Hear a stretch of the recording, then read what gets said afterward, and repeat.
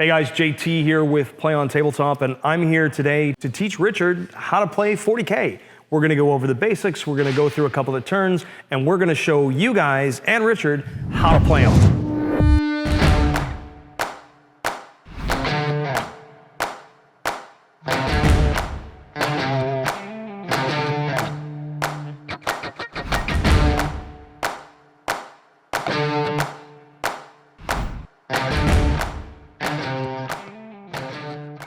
I have some relatives that play, as well as some friends that play, and it's something that's always been there that interests me. I love the idea of it, the strategy, and to be honest, your videos. Cool. Blushing. Look at that. So good. So as far as factions go, though, are you an Ultramarine fan, or is there another faction that really kind of... ADEPTUS Mechanicus. ADEPTUS Mechanicus. Ooh. Yeah. Ooh, the Scions of Mars. Very cool. Is there a specific, like a specific, what is it, craft world? What is Mars? Forge World. Forge World. Oh, geez. I'm the guy who knows the game, and I don't even know what the heck it is. Is there a specific Forge World that you're really grooving on? Mars, because it's red and it's dead. I'm a heavy-duty mechanic, so to me, they're a little steampunk, they're a little coal roller, the perfect blend between flesh and machines. I love building models. They're great. It's small, it's time-consuming, and it allows me to be somewhere quiet. You know what, and it's that solitary part of it that is a lot of fun. And then you juxtapose that with sitting in a room full of your buddies, throwing dice, having a few laughs, and just literally trying to shoot the bewutsits out of each other with little toy soldiers. It's kind of fun, isn't it? In order to play a full game of Warhammer 40,000, you need some very basic equipment. You need dice. Warhammer's played with 6-sided dice. Your standard D6s, they're called. You need to roll a 2+. You have to roll over 2. It's pretty straightforward stuff. The sets come with dice. You can buy extra dice. People have superstitions about dice. Some of us throw dice in the ocean when they don't behave. These things do occur. Dice are fickle, but dice are an integral part of the game. And then the tape measure, the mighty tape measure. So that's another key thing that you need, something to measure with, something to roll with. So the really cool thing about Dark Imperium is that it comes with all the rules to play with those units that are in it. However, if you want to expand your army and add CALGAR and Typhus like we have, you're going to need to get yourself a codex. This is the Death Guard Codex. We've got the the Ultramarine Codex as well. This has got all the rules for all the special abilities of your army.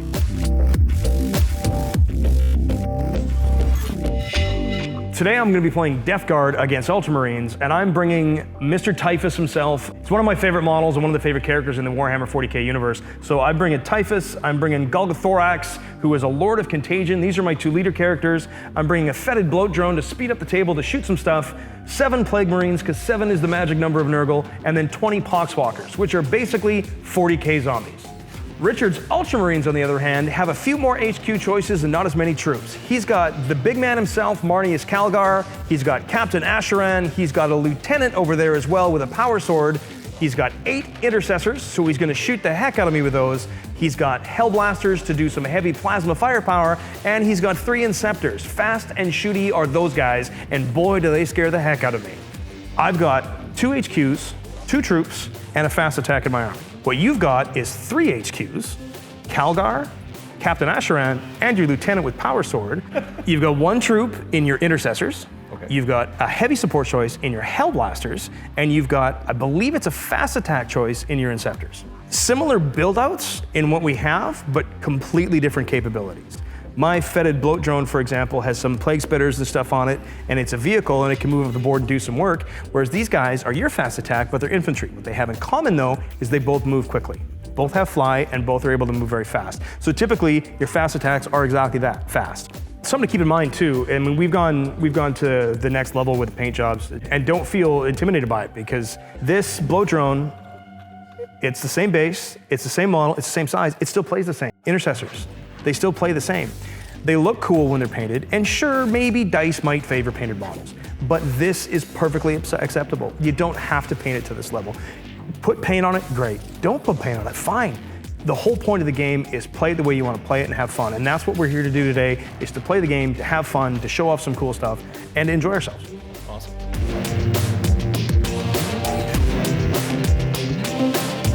Richard and I are going to be playing on a 4x4 battlefield today because the size of our armies are fairly small, so we don't need to go to a full 6x4 and slog across the table.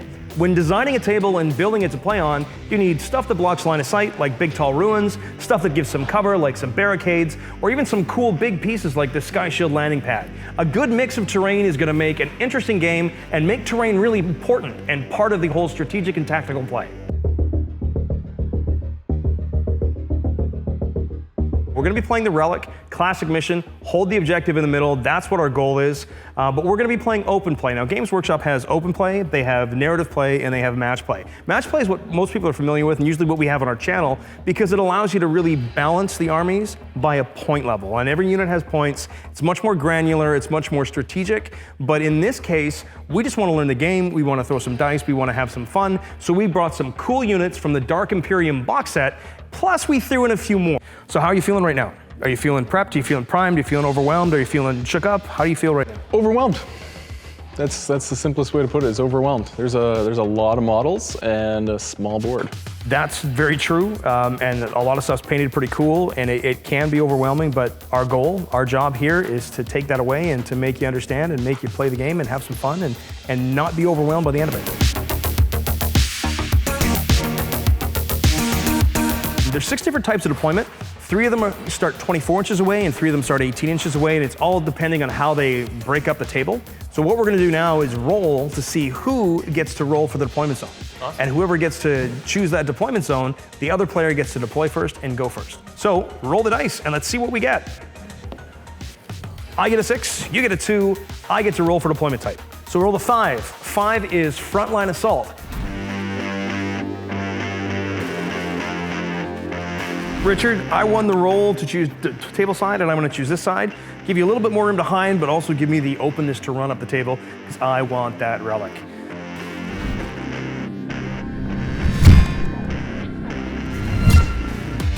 You have the option to make first deployment, so you get to drop your very first unit on the table.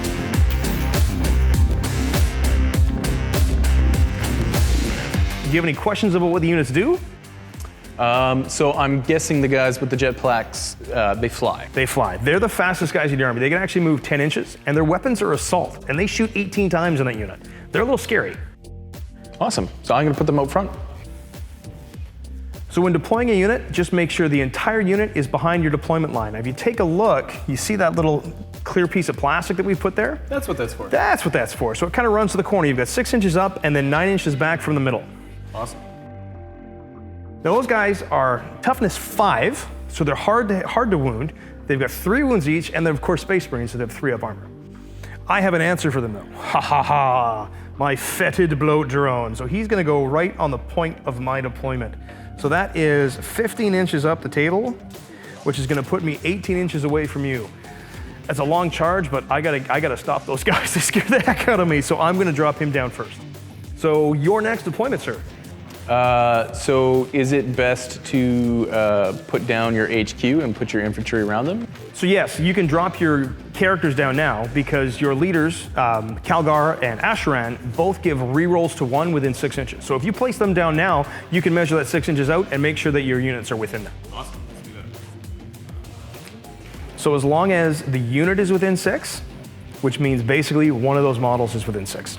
I'm gonna take my Lord of Contagion and I'm gonna put him in Teleport Strike. So it's an ability on his data sheet that allows him to deploy outside of 9 inches of one of your units on the end of any of my movement phases. Now because we're playing open play, I can actually do that on the first turn. In a match play, I'd only be able to do it the second turn. He's only got a movement of like 4 inches, so it's probably best to get him where I want him as soon as possible, so I'm gonna put him in Teleport Strike. That means it's your next deployment. I'm gonna build a ring around this guy here. What you want to watch out for is a couple of things. Make sure that each of your models is within 2 inches of another model in the unit. That's called unit coherency.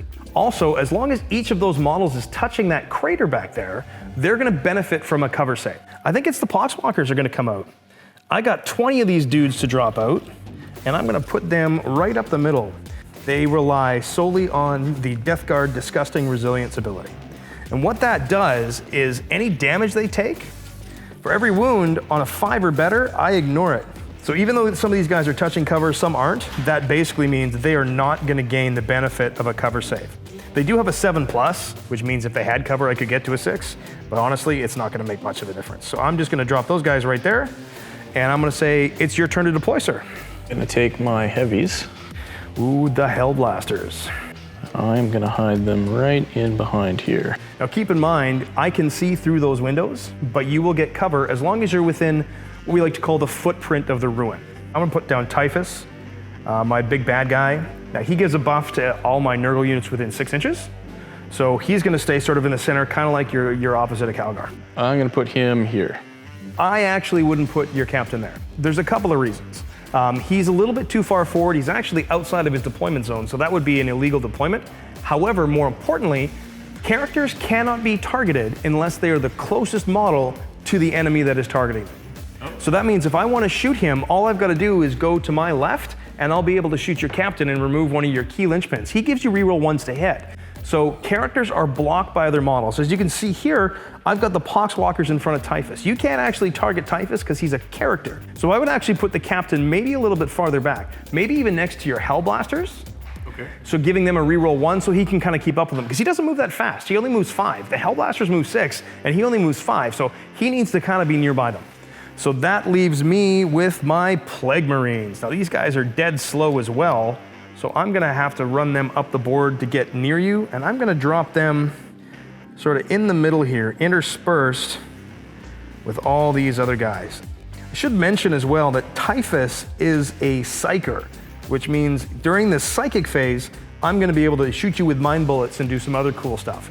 That's actually me completely dropped out. I don't have any more units to deploy. I still have 1 to go. So you can deploy your last unit. Ah, the Lieutenant. Gives a reroll aura of anybody within 6, reroll 1s to wound. So he's kind of another key unit to keep hidden. I'm gonna put him in. So that means I deployed all my units before you did. I'm actually gonna get a +1 on the roll to go first. So now that we're deployed, that's what we gotta do. Roll to see who goes first. All right, I get a 5. 4 + 1 for going first is a 5. And you get a 4. That means I get first turn. You can attempt to seize the initiative though. Even though you've lost the roll to go first, if you roll that dice and you get a 6, you are actually gonna seize the initiative and go first instead of me, if you want to. Is there any penalty to doing that? Absolutely no penalty other than you get to shoot me first. Your attempt to seize roll is? It doesn't work. You didn't seize. Best of luck, mate. Here we go.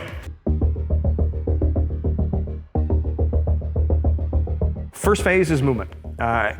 Basically, everything's on the data sheets. Yours is real simple. All your stuff moves 6, except Captain moves 5, and your flying dudes move 10.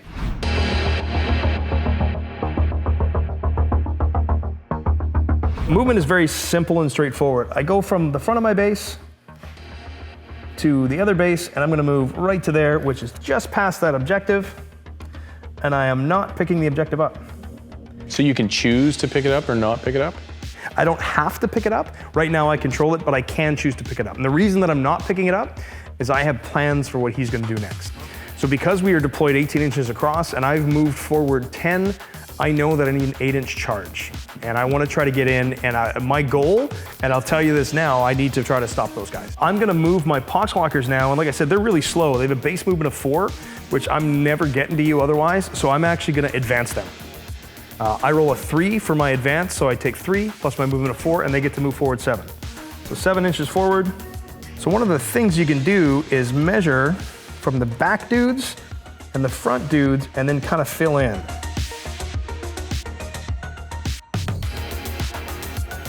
Then I'm gonna look at my Plague Marines. So these guys can only move, I think they only move 5 inches. So they're really, really slow. But I've got 1 plasma gun and I've got some bolters in there. So hopefully I can get close enough to start shooting you. My weapons are rapid fire weapons, which means that I cannot advance and shoot them, like your assault weapons on your Inceptors. Now I gotta move Typhus. Typhus too only moves 4 inches, doesn't he? I don't think I'm gonna get up to you to cast any of my psychic powers on you. All right, so end of my movement phase.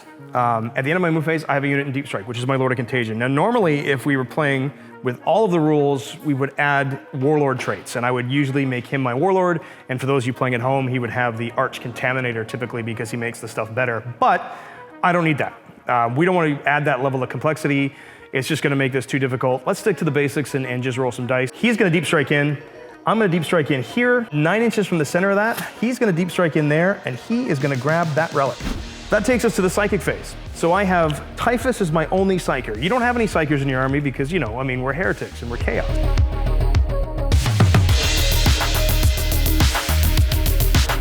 Typhus has access to casting 2 powers per turn, one of which can be Smite, which is literally shooting you with his mind bullets. And as you can see, I'm definitely out of range. There's no way I can reach you. However, he does have 2 other powers, and his other powers help his units around him. He has Gift of Contagion, which is actually to hurt your units to make you either weaker or less attacks, but also has a range of 18. So again, I'm out of range. But he has Miasma of Pestilence, which actually make one of my units harder to shoot at. I think I'm actually gonna put it on my Poxwalkers because they're pretty weak. Even though Typhus and the Lord of Contagion give them a buff, Typhus especially gives them +1 strength and toughness, so they go to a toughness of 4, so it's harder for you to hurt me. But if I can make them -1 to be hit, it's gonna keep them on the table longer. So I'm gonna cast Miasma of Pestilence. So Miasma of Pestilence, I roll an 11, it goes off. So that means my Poxwalkers now are -1 to be targeted. So that's the end of my psychic phase. Now we go to the shooting phase.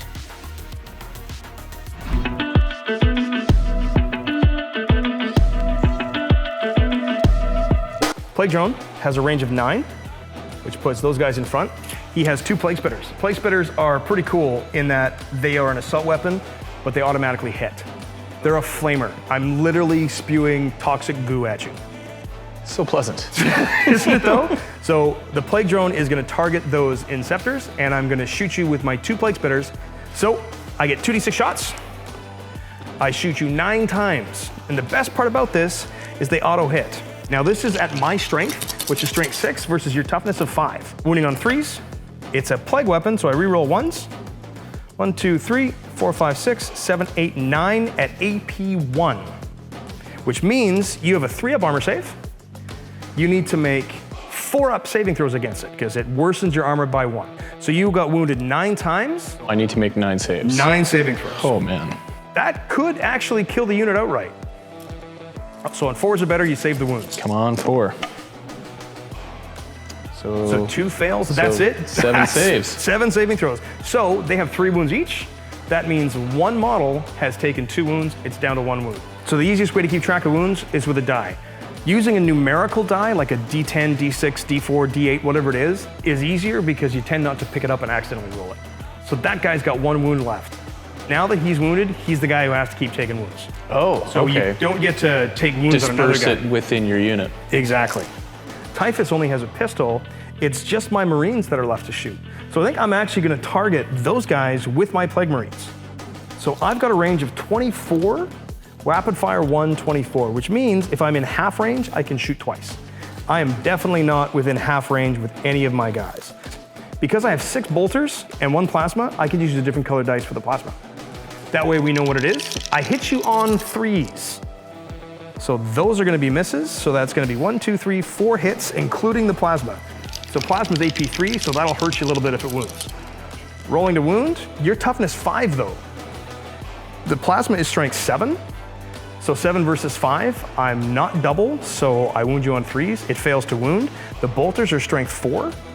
So 4 versus 5 is your toughness. I fail to wound again, but I wound once. So that's 1, no AP save, so it's your full armor value save. That would mean a 3+. 3+, so I have to roll a 3. You need to roll a 3+, and we're good. He loves it. You get shot and it bounces off that Mark 10 Gravis armor. Gotta love it. Now we go into the charge phase. It's the small phase right before the assault phase.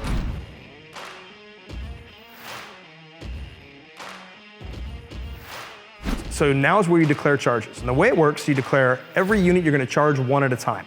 So I'm gonna declare this unit, the Fetid Bloat Drone, to get an 8-inch charge, because we already know we measured that earlier, to charge your Inceptors. So Can my Inceptors do anything while they're being charged? Absolutely. They can shoot the heck out of me as I come in. It's a special attack called Overwatch. You can basically shoot all the weapons you have at the incoming target. You get to Overwatch me on a 6, and it's just on a 6. There's no bonuses to hit or penalties to hit. However, CALGAR lets you re-roll all your misses. So you're gonna roll 18 shots because each of them has an Assault 3 weapon, 2 of them. So that's 6, 12, 18 shots, hitting me on 6s, re-rolling any misses. And your lieutenant will let you re-roll 1s to wound if you wound me. So roll 18 dice, sir. There's a couple of ones in there. The ones actually don't matter because Calgar's a full chapter master. You re-roll all misses. All misses. So take out the ones that hit, which are the 2 6s, The 2 6s there. and then Re-roll roll all again. those ones. Re-roll all of those. So you've got 2 more hits. 2 more hits, so that Now, brings me a total of 4. Strength 5 on your guns. My toughness is 7. So because my toughness is higher, So then I would have to hit on a 4 up. 5 up. 5 up. 5 up, you bet. So needing 5s. So the AP is 1. My armor save is 3 up. That means I need 4s to save the wounds. I make 1, fail 1. Now I take a disgustingly resilient roll. So on a 5 or better, I actually ignore that wound. Okay. It's good to be a devotee of Nurgle. And I fail. So I take a wound. He is now down to 9 wounds remaining. Now I need to make a charge. So I'm gonna roll 2d6 and try to charge into you now. That's how far you charge. Every unit in the game, all charges the same distance. 2d6 inches, and that's how far you move. And that's all you get. That's all you get. I need to get within an inch of you in order to reach that charge. We know that we're already 8 inches apart. I need a 7 or better to reach, and I get an 8. That puts me base to base with your guys. I don't have any other charge to declare. I'm not going to be able to reach with anybody else. Because that's my only charge, we now go into the fight phase. And now I get to chop up some Marines, hopefully. So hand-to-hand combat. Hand-to-fetid bloat drone goopy combat. So I only get 3 attacks.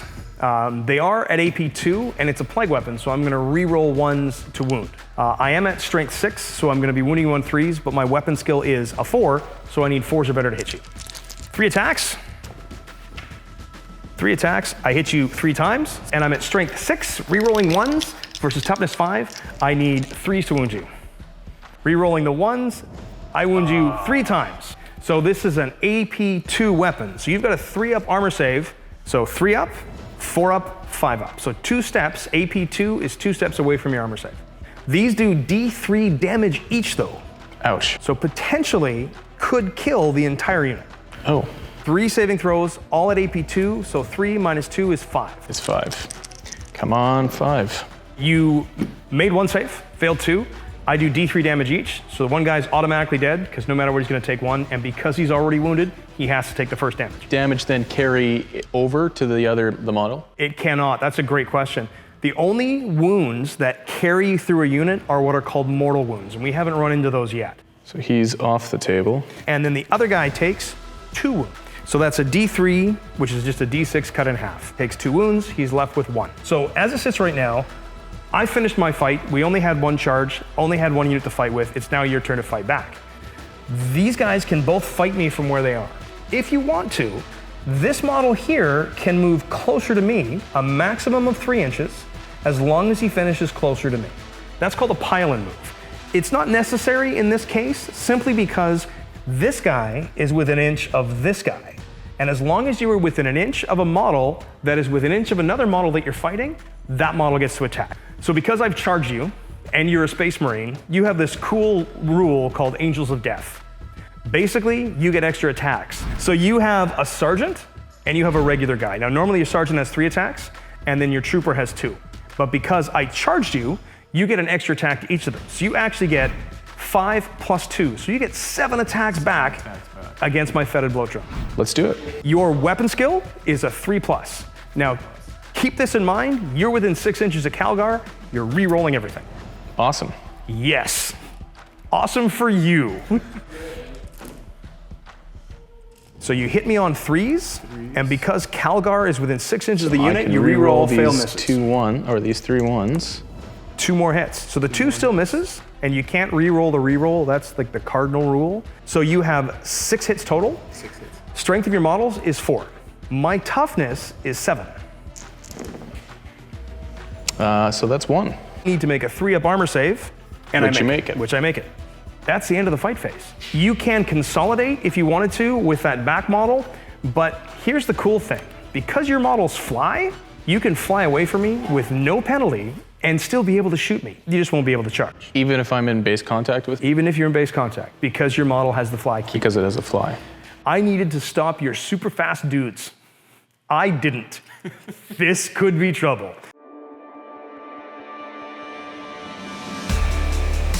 So you can move him up, and as long as you stay an inch away from the float drone, you're a legal movement. The reason is the only way to get within an inch of a model is to charge. To charge, Okay. or something called heroically intervening, which we'll worry about if we get to it. I'm gonna get these guys out of here. Yes, because they can fly, they can fall back and still be able to shoot with no penalty.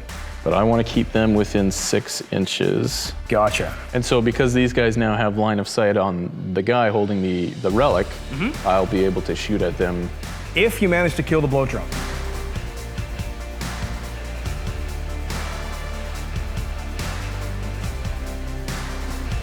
So you done your movement? I think I'm done my movement. The Hellblasters Nice. into your bloated guy. So if you can see him, you can shoot him. Do they all have to be able to see him or just one? They all need to be able to see him. So you have two choices with Hellblasters. You can overcharge, so you shoot at a higher strength and you do more damage at the risk of killing a model. Or you shoot at regular strength and regular damage. The difference, you go from strength 7 to strength 8. Strength 8 wounds me on 3s, whereas strength 7 only wounds me on 4s. And you do 2 damage as opposed to 1. This guy scares me. I'm gonna overpower. You're gonna overcharge. When you overcharge plasma, you can actually kill the model. The gun can explode. So any 1 to hit will actually kill the model. So you actually have to roll them individually. So you reroll the 1.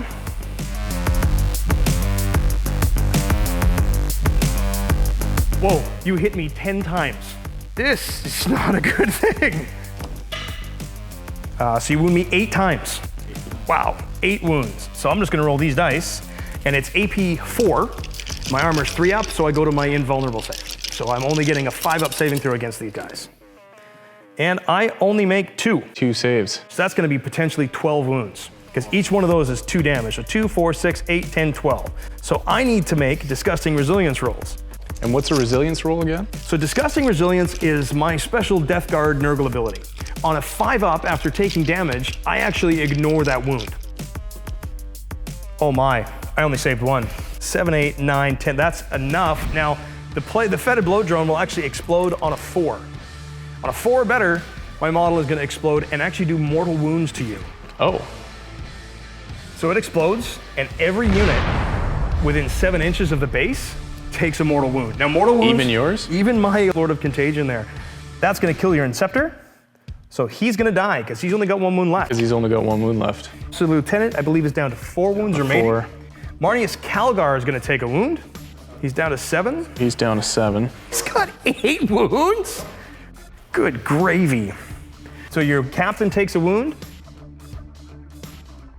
And then one of your Hellblasters takes a wound. Fortunately, they have 2 wounds each. And then one of your Intercessors takes a wound as well. And I need to roll a Disgusting Resilience for my Archlord of Contagion. And I make it. So he actually doesn't take the mortal wound. He kind of likes it. That's unfortunate. And then my model is removed from the table. Wow. So that was a pretty good first shooting, but here's a key thing that just happened. Because you fired your Hellblasters first, your Inceptor is now out of reroll range for Marneus Calgar. You can shoot him next, or you can shoot your Intercessors next. Up to you. I'm going with this guy. Okay, so he gets 6 shots, and who are you gonna target? I want that relic. You want the relic, so you're gonna target my Lord of Contagion. And I hit you on a 3 and better? 3 or better, you hit me. So that's 6. Even strength and toughness, so you wound me on 4s. So that is 4 wounds. So my Lord of Contagion has a 2-up armor save, but you're AP 1, so that gives me to a 3-up armor save. So on 3s or better, so I fail 2, but he also has Disgusting Resilience. So I only take 1 wound. Let's hit it with the Intercessors. So are all the Intercessors gonna target my Lord of Contagion? Because you can actually split fire if you chose to. Yeah, I'm objective hungry. I'm going after. They're gonna go after it. You get 2 shots per model, and you've got 8 models. All right. So you hit me on 3s. 3's up. And again on 3s with the reroll because of Chapter Master. And so out of all of that, I miss once. Oh, so you hit me 15 times? 15 times. Yipes, I'm toughness 5. So you're wounding me on strength 4, toughness 5, on 5s. On Because you're 5s. 1 less. And so I reroll the 1. That's a 5. So what do we got? 2, 4, 6, 8, 10, 12? Oh!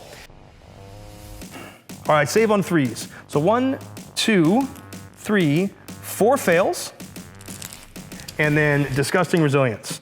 I make 3 of those. I take 1 wound. Take 1 wound. Now I feel a little bit better. So now all you have left are your Lieutenant and MARNEUS CALGAR. Your Lieutenant has a pistol, I believe, so he's got a bolt pistol, which has a range of 12. I think you should be within 12 inches. I believe I am. You are, so the Lieutenant can shoot me with his bolt pistol. Let's do that on 3s. And that's just 1 shot? Just 1 shot with a bolt pistol. It hits, and I'm toughness 5, so you wound me on a 5. And that's a wound. Unfortunately for me, I get my 2 up this time, and I make my saving throw. Now you've got MARNEUS, CALGAR, and the Gauntlets of Ultramar. Rapid fire 224. All right, so at 24 inches, you're within 12. Yes. That means you're at half distance, and it's a rapid fire 2 weapon, which means 4 shots inside half range. So you hit me on 2s, and he's inside his own aura, so he re-rolls 1s. So that's 4 shots? 4 shots on 2s. So you get to re-roll both the 1s. I did strength 4, and I'm toughness 5. Now keep in mind, your lieutenant's within 6, so you'll re-roll any 1s to wound. You get to re-roll that 1. Come on, yes. There's 1. He won, so that takes my 2-up armor to 3-up.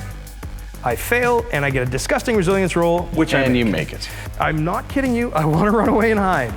So at the end of our first turn, I'm firmly in control of the relic. However, you've chewed through my fetid bloat drone, my plague marines are all at the back, Typhus is way at the back, and my poxwalkers are standing there ready to be shot by so many intercessors, it's actually kind of frightening. We're gonna play out a couple more turns and see where this goes, and then cut back to the end of it so you guys can see where we're at and what Richard has done to the rest of my army. So that's gonna put me onto my turn 2. Let's do it. Here we go.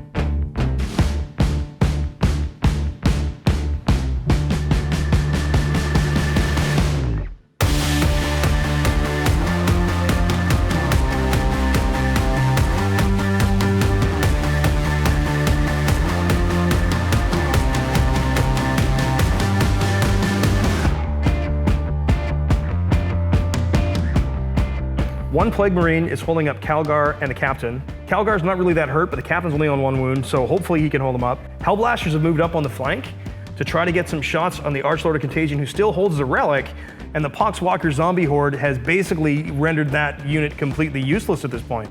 But where the fight really is right back here. CALGAR and a 1 wound Captain coming after a 4 wound Lord of Contagion. Wow, this is tough. So here we are going into turn 5. Stuff has died. So Richard, what do you think you have to do at this point to win the game? These guys are stuck. They're not going anywhere. If anything, all I can hope is that they're gonna keep you stuck for, you know, the foreseeable future. He's got to get this guy out of here, because as soon as he's gone, I can make the Hail Mary with my Hellblasters and hopefully get that objective. It's my turn, so it's going to be my first movement. Fall him back out of combat and just hope that you can't reach that long bomb charge and that you're not going to be able to kill him with these guys before the Hellblasters get to fire. And then in the end of turn 5, hopefully game ends and I win by holding the relic. What do you guys think out there? What do you think in YouTube land? Do you guys think Richard can pull this off? Do you think JT's Death Guard can run away? How do you guys think we're gonna do this? Post up in the comments below what you guys think Richard needs to do to win and what I have to do to win. We'd love to hear what you guys have to say. In the meantime, Richard and I have an appointment in the far-flung future of a grimdark universe. Are you ready? Let's do this. Hang on.